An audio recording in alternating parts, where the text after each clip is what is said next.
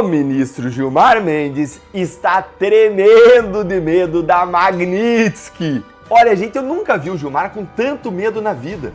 Olha, hoje pra mim é um dia Magnitsky só de ver isso. Você deixaria o seu pai participar de uma armadilha dessa? E conscientemente entrar nessa arapuca preparada para Alexandre de Moraes ou não? A justiça decide que mesmo ele não tendo participado no crime, ele vai ter que continuar preso. Porque de acordo com a justiça do seu país, é uma violação de direitos humanos.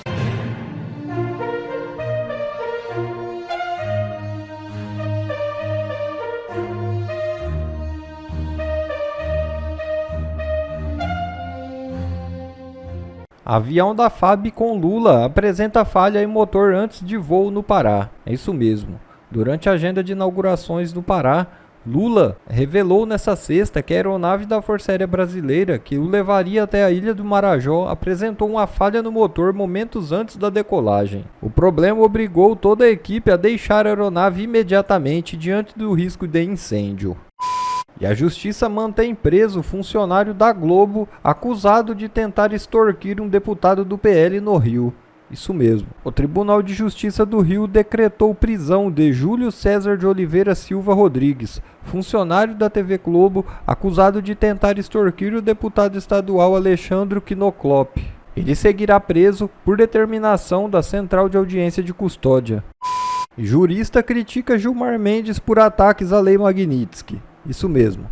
O jurista André Marcílio avaliou nesta semana a posição do ministro Gilmar Mendes sobre as sanções Magnitsky. Em declarações públicas, Marcílio afirmou que o magistrado tem buscado um confronto com Washington, em vez de exercer um papel de conciliador. Segundo o jurista, Gilmar poderia assumir uma postura de mediação diante a tensão diplomática, mas tem insistido em discursos inflamatórios, colocando o próprio STF ainda mais na mira dos americanos. A atitude, inclusive, que fez o governo americano estudar novas sanções contra outros ministros, inclusive contra o próprio Gilmar Mendes, colocando ele na mira para ser o próximo sancionado.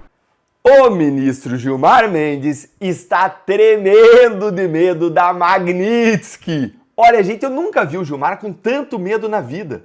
Olha, hoje pra mim é um dia Magnitsky só de ver isso. Alguns dos sintomas psicológicos do medo que são mais comuns são ansiedade, preocupação excessiva e agitação. Quando alguém fica falando muito de uma coisa negativa que possivelmente pode vir ali acontecer, esse é um caso claro de que aquela pessoa está com muito, mas com muito medo mesmo. E essa é exatamente a situação do ministro Gilmar Mendes, que não consegue parar de falar da Magnitsky, não consegue parar de pensar na Magnitsky, não consegue parar de mandar recados na imprensa sobre a Magnitsky e não consegue parar de agir para evitar o pior, uma sanção direto de Washington da Magnitsky contra ele e os seus negócios milionários, como aquela faculdade de Direito IDP lá em Brasília.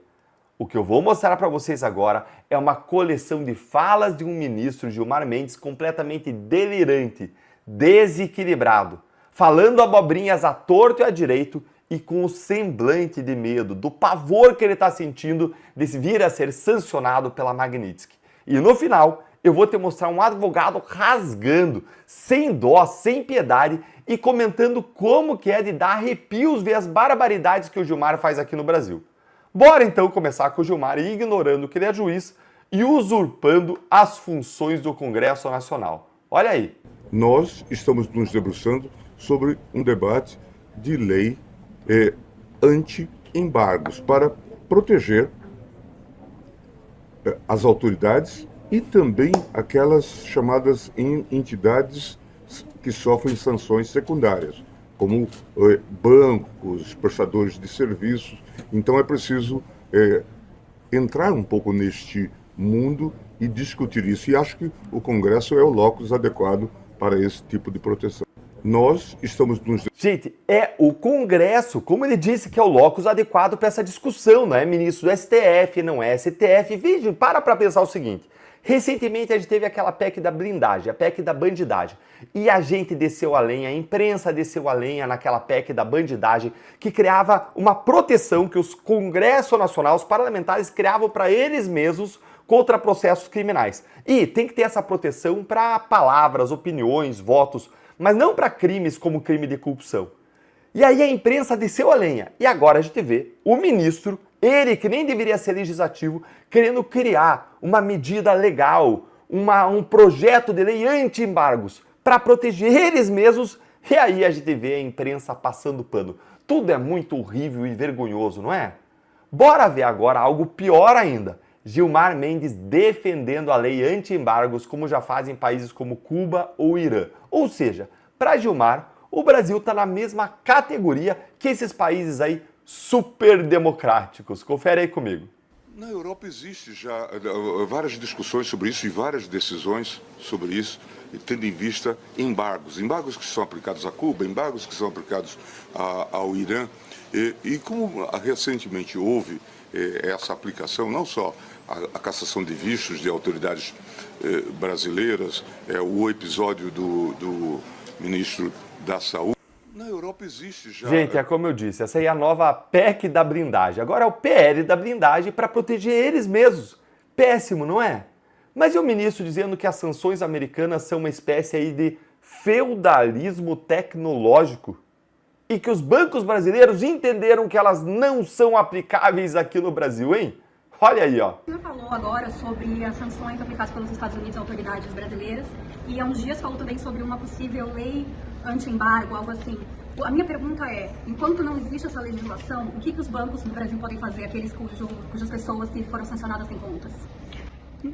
Até aqui os bancos têm interpretado que as sanções não são extensíveis ou aplicáveis. É esse Mentira! O entendimento. Nós tivemos também uma manifestação no Supremo da lavra do ministro Flávio Dino, naquele caso envolvendo a questão da mineração mariana, em que ele balizou que essas decisões tomadas por autoridades estrangeiras precisam de ser validadas por autoridade judicial brasileira. Em suma, são questões que certamente podem vir a ser discutidas no futuro. Não para, né, gente? Você viu, né? O que eu vejo aí é a marca do medo no Gilmar Mendes. Só alguém apavorado de medo de ser sancionado pela Magnitsky ia ficar falando tanto assim dela em todas as oportunidades que tem, especialmente porque ele está tentando fazer parecer como se eles não estivessem com medo. E agora, como eu prometi para vocês, o melhor momento de todos. O Gilmar Mendes sendo rasgado pelo advogado Davi Aragão. Olha aí. E nós conversamos com o advogado especialista em direito internacional, Davi Aragão, a respeito desse caso e fizemos a seguinte pergunta. É possível criar uma legislação nacional para blindar os efeitos da Lei Magnitsky? A gente vai acompanhar a resposta que nos foi gentilmente enviada pela equipe do Dr. Aragão.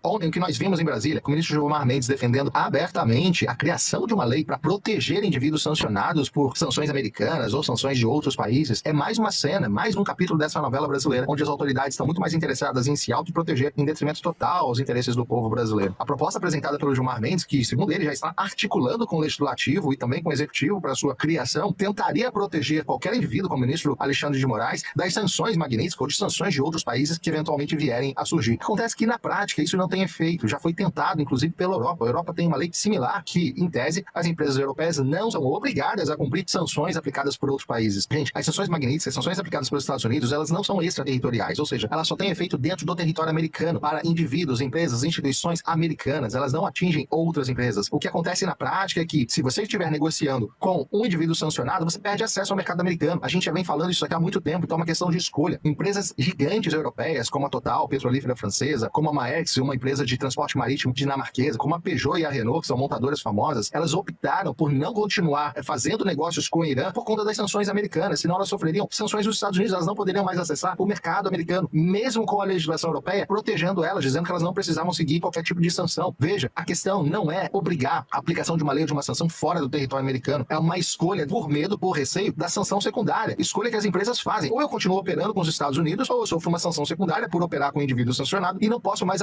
acessar o mercado financeiro americano, o dólar ou transacionar com os Estados Unidos. Qualquer empresa global, qualquer empresa séria vai preferir manter acesso ao mercado americano. E é o que aconteceu na prática na Europa. A gente viu isso acontecendo. Não vai ser diferente do Brasil. Qualquer legislação brasileira que tente blindar os ministros não vai ter uma eficácia plena, porque bancos brasileiros vão continuar preferindo operar com o mercado americano, continuar tendo acesso ao dólar, do que ter uma conta com um indivíduo sancionado. E qualquer obrigação que venha do STF, do governo brasileiro, para que bancos nacionais façam isso, desmoraliza completamente o sistema financeiro brasileiro. Pode criar uma crise ainda maior, não só com os Estados Unidos, mas globalmente. Não é a atitude que a gente quer ver, não é a atitude correta para o Brasil. Mais uma vez a gente vê o poder tentando se proteger. Para qualquer operador de direito, chega a dar arrepio ver um ministro do STF defendendo a criação de uma lei para se autoproteger. O ministro do STF era para ficar quietinho dentro do tribunal, sem se manifestar publicamente, ainda mais fazendo lobby para a criação de lei. Isso não é função, não é competência do STF, não é competência de um ministro do judiciário, isso é competência exclusiva do legislativo, que pode até articular com o executivo, mas nunca com o ministro. Como é que fica a imparcialidade dele ao julgar uma lei futura onde ele ajudou, ele propôs, ele articulou, fez lobby para ser criada? Há muito tempo nem existe mais justamente essa palavra, né? Independência, ou principalmente não existe mais qualquer tipo de sinal no STF de imparcialidade. Essa é a grande realidade.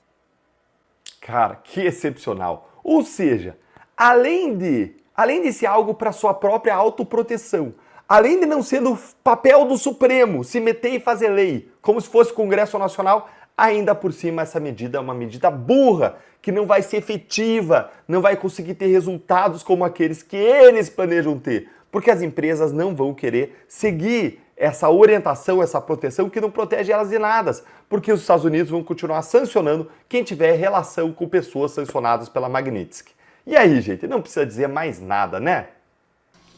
Eu te convido agora a fazer um exercício de imaginação comigo, de uma situação hipotética, de forma alguma ligada à realidade. No final, eu queria que você deixasse nos comentários a sua opinião, se faz sentido ou não. Imagine que um dia o seu pai, um senhor de idade, é preso. É preso pela polícia porque, de acordo com a justiça do seu país, ele estava envolvido num assalto a banco. Bom, ele é colocado preso, ele é censurado, ele não pode falar com ninguém, ele não pode usar rede social, a vida dele está destruída. Porque, supostamente, ele participou desse assalto a banco. O tempo passa, o seu pai está preso. Já 2 meses que seu pai está preso. E aí, finalmente, a justiça apresenta a denúncia. Como você sabe, a denúncia é o documento oficial falando, olha, essa é a conclusão da nossa investigação e aqui estão as pessoas que nós sabemos, de acordo com o nosso entendimento, que participaram desse assalto a banco. Ao olhar a denúncia, simplesmente o seu pai não participou. Ele não foi denunciado, ele não foi incluído. Na verdade, a polícia concluiu que o seu pai não teve nada a ver com esse assalto a banco. Ele deveria ser liberado imediatamente, não é mesmo? Mas não. A justiça decide que mesmo ele não tendo participado no crime pelo qual ele foi colocado numa prisão, ele vai ter que continuar preso. Sendo que as pessoas que estão sendo indiciadas serão julgadas, terão sua defesa, não tiveram relação com ele. Por que eu estou te dizendo isso? Essa situação hipotética, que eu disse que não tem nada a ver com a realidade, é a situação do Bolsonaro. Bolsonaro hoje está preso numa cautelar dentro da sua casa, porque, de acordo com a justiça lá atrás, ele tinha participado da coação de obstrução de justiça, Estado Democrático de Direito, aquela palhaçada toda. Só que a denúncia foi feita pela PGR e, olha só, esqueceram de colocar o nome do Bolsonaro na denúncia. O Bolsonaro não teve nada a ver com isso, mas mesmo assim continua preso. Isso é uma violação de direitos humanos. Manter uma pessoa presa depois que já foi oferecida a denúncia de um crime e se constatou que ele não participou deste suposto crime, isto é uma violação de direitos humanos. Aí agora vai piorar. Mesmo ele estando ilegalmente preso, ele continua sem poder usar redes sociais, sem poder dar entrevistas, sem poder falar com as pessoas, sem poder sair de casa. Aí, de repente, do nada, o Alexandre de Moraes decide que ele pode fazer um podcast. Aí as pessoas pensam, nossa, Alexandre de Moraes deve estar recuando, ele deve ter percebido, ficou muito escancarado que ele está fazendo mais uma violação de direitos humanos. Mas espera aí, só que tem um detalhe nessa podcast que o Bolsonaro foi liberado a participar. Tá aqui, ó. Segundo o pedido feito pelo podcast, não seria transmitido ao vivo, respeitaria eventuais sigilos e decisões judiciais. O que está decidido? O podcast não vai ser ao vivo, vai ser gravado. O Alexandre de Moraes vai assistir e depois de assistir, ele vai decidir se pode ir ao ar ou não. Peraí, Bolsonaro não pode dar entrevista, Bolsonaro não pode falar, usar rede social, mas de repente o Alexandre de Moraes libera ele para dar participar de um podcast no qual só ele vai ter acesso à gravação para depois decidir se esse conteúdo pode ir ao ar ou não. Te pergunto, você deixaria o seu pai participar de uma armadilha dessa? É isso que a gente está debatendo hoje. O grande debate hoje na internet é esse. Será que Bolsonaro deveria participar e conscientemente entrar nessa arapuca preparada para o Alexandre de Moraes ou não? Aí tem o outro lado. Mas também não seria bom escutarmos o que o Bolsonaro tem para falar? Ouvirmos a voz dele? Afinal de contas, hoje, completa 60 dias que ele está preso por um crime que ele nem sequer foi indiciado. Que é um crime que nem existe, na verdade, né? Sair denunciando os crimes do Brasil virou crime. O Tagliaferro é a prova viva disso. Então, assim, é muito estranho o que está acontecendo. É estranho o fato dele ainda estar preso em casa, numa cautelar de uma denúncia que ele não foi indiciado. É estranho o fato do Alexandre de Moraes ter liberado ele para participar de um podcast que não pode ser ao vivo, que tem que ser assistido pelo Alexandre de Moraes primeiro, pela sua turma, para depois decidirem se pode ser vinculado ou não. É tudo muito estranho, mas na verdade o Brasil virou o país da estranheza, porque nada, no judiciário pelo menos acontece seguindo os procedimentos normais. Nenhum passo, nenhuma ação, nenhum inquérito, nada acontece na forma natural das coisas. Eduardo Bolsonaro foi notificado através de um edital e tem 5 dias para fazer sua defesa, de um processo que foi aberto há um mês. E já querem encerrar e condenar ele mês que vem, porque depois vem um recesso. Esse é o Brasil que a gente vive. Então, assim, é muito triste saber que o nosso presidente nunca alguém esteve numa posição tão perfeitamente enquadrada em prisioneiro político como o Bolsonaro está agora. Mas o problema somos nós que reclamamos disso. O problema é você que pede para que a Constituição seja seguida, que o devido processo legal seja respeitado, que a liberdade de expressão seja respeitada. Você é o problema para a democracia. Se você descobrir um crime do judiciário e denunciar, você é um risco para o Estado Democrático de Direito. Aí eu te falo, é ou não é uma ditadura o que a gente está vivendo? Ela consegue se disfarçar graças à imprensa, mas o que a gente está vivendo, não te garanto, uma coisa eu tenho certeza, não é um Estado Democrático de Direito. Bom, pessoal, esse foi mais um vídeo. Eu espero que vocês tenham gostado. Se vocês gostaram, deixa o like aqui para fortalecer nosso canal. Logo eu volto trazendo mais informações da política para vocês. Um forte abraço, fiquem todos com Deus e até a próxima.